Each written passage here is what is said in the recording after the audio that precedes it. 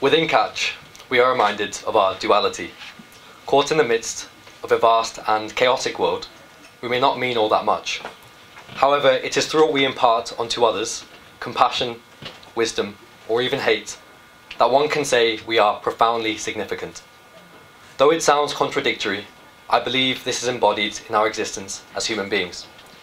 In his 1994 speech, Carl Sagan captured this aspect of our duality whilst reflecting on an image of our world, taken by NASA's Voyager 1, 3.7 billion miles away. At last year's event, we touched on elements of this speech, but today I'd like to share it with you in its entirety. From this distant vantage point, the Earth might not seem of any particular interest, but for us, it's different. Look again at that dot. That's here, that's home, that's us. On it, everyone you love, everyone you know, everyone you've ever heard of, every human being who ever was, lived out their lives. The aggregate of our joy and suffering. Thousands of confident religions, ideologies, and economic doctrines. Every hunter and forager. Every hero and coward. Every creator and destroyer of civilization. Every king and peasant. Every young couple in love. Every mother and father, hopeful child, inventor and explorer. Every teacher of morals. Every corrupt politician. Every superstar. Every supreme leader.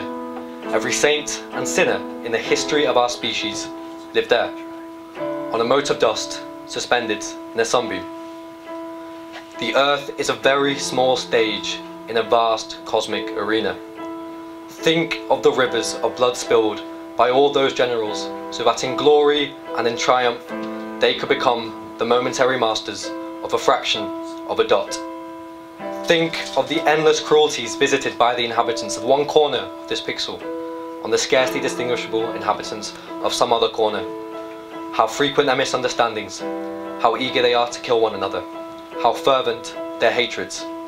Our posturings, our imagined self-importance, the delusion that we have some privileged position in the universe, are all challenged by this point of pale light.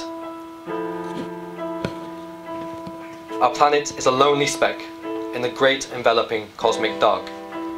In our obscurity, in all this vastness, there is no hint that help will come from elsewhere to save us from ourselves. The Earth is the only world known so far to harbour life. There is nowhere else, at least in the near future, to which our species could migrate. Visit, yes. Settle, not yet.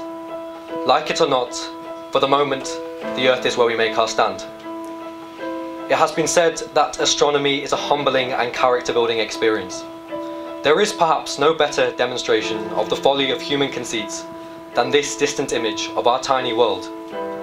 To me, it underscores our responsibility to deal more kindly with one another, and to preserve and cherish the pale blue dot, the only home we've ever known.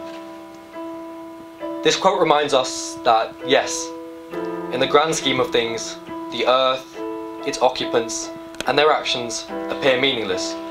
But it is in this sense that we are equals. It is together we ride this spot of pale light through a dark abyss, and it is this shared experience that makes life so precious and so meaningful. Exactly 30 years ago, Sagan delivered his speech. It feels as if today his message is equally and if not more relevant. It resonates deeply with our mission at Catch, where we look inwards, emphasizing uniqueness, cooperation and kindness to foster outwards hope, peace and change. And this isn't where our mission ends. To quote Sagan one last time, the visions we offer our children shape the future. Dreams are maps. It is in this way we hope our actions cascade into the future and bring with them hope. I invite each of you to reflect on our message and consider how we too can contribute to a brighter and more hopeful future. Noah, if you would.